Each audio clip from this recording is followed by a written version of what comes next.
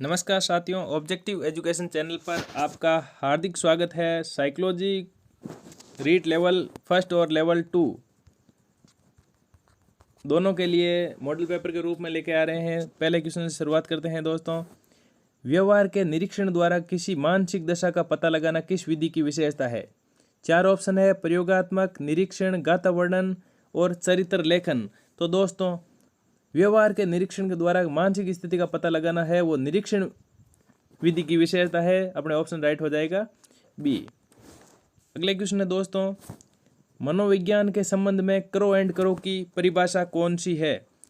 दोस्तों मनोविज्ञान के संबंध में करो एंड करो की परिभाषा दोस्तों पहला ऑप्शन में दे रखा है कि मुझे बच्चा दो और बताओ कि उसे क्या बनाऊं, इंजीनियर, डॉक्टर या अन्य।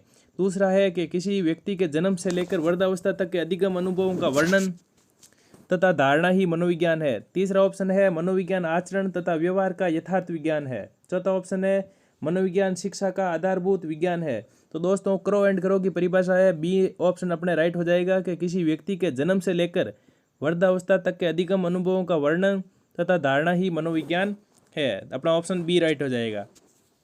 अगले क्वेश्चन है दोस्तों, मनोविज्ञान को आत्मा का विज्ञान किसने कहा था? 4 ऑप्शन है, अरस्तु, वाटसन, रूसो और वुंट। तो दोस्तों मनोविज्ञान को आत्मा का विज्ञान है वो अरस्तु ने कहा था। अपने ऑप्शन राइट हो जाएगा ए। अगले क्वेश्चन है दोस्तों, मनोविज्ञान के संबंध में स्किनर की परिभाषा क्या है? पहला ऑप्शन है, मुझे बच्चा दो और बताओ कि उसे क्या बनाऊं, इंजीनियर, डॉक्टर या अन्य।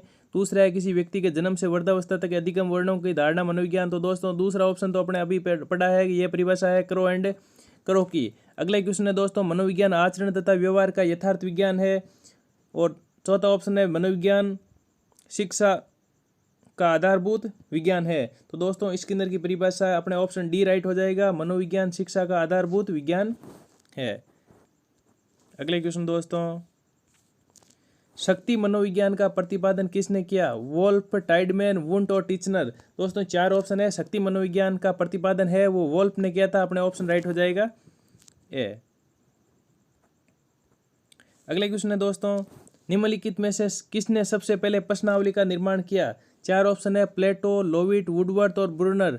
तो दोस्तों सबसे पहले प्रश्नावली का निर्माण है, अपने ऑप्शन सी राइट हो जाएगा, वुडवर्थ ने किया था।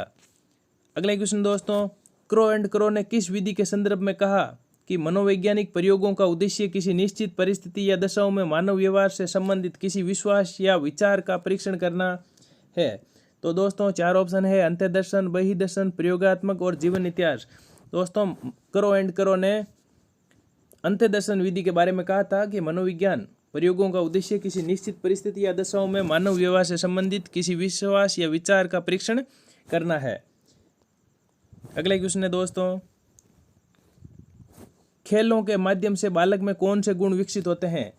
ऑप्शन है, सामाजिकता का, नैतिकता का, व्यावसायिकता का, भौतिकता का। तो दोस्तों खेलों के माध्यम से बालक में सामाजिकता का गुण उत्पन्न होता है। अपना ऑप्शन राइट हो जाएगा ए।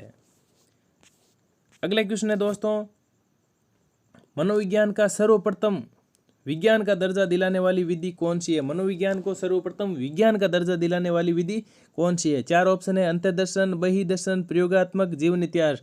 तो दोस्तों मनोविज्ञान को विज्ञान का दर्जा दिलाने वाली अपने ऑप्शन सी राइट हो जाएगा, प्रयोगात्मक विधि है। अगले क्वेश्चन दोस्तों, निम्नलिखित में से संज्ञानवादी पद्धति के जनक कौन है?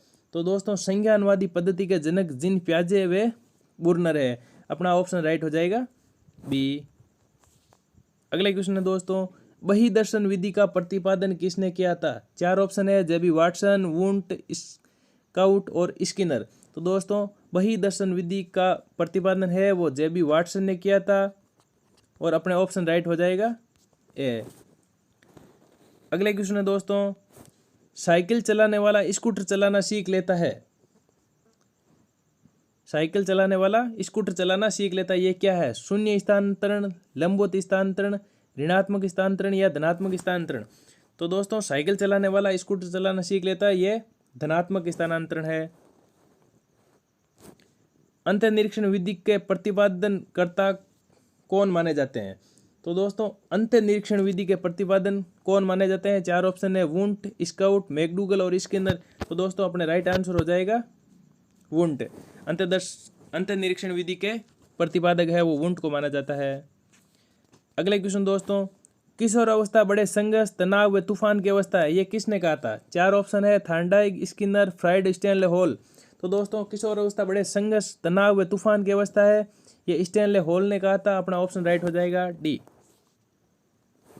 अगले क्वेश्चन है दोस्तों, अपनी आत्मा में देखना ही अंतर्दर्शन है, यह कथन किसका है? 4 ऑप्शन है टीचनर, स्काउट, मैकडूगल और स्किनर का। दोस्तों अपनी आत्मा में देखना ही अंतर्दर्शन है, यह टीचनर ने कहा था। अपने ऑप्शन राइट हो जाएगा ए। अगले क्वेश्चन है दोस्तों, टीएटी व्यक्तित्व परीक्षण की कौन सी विधि है?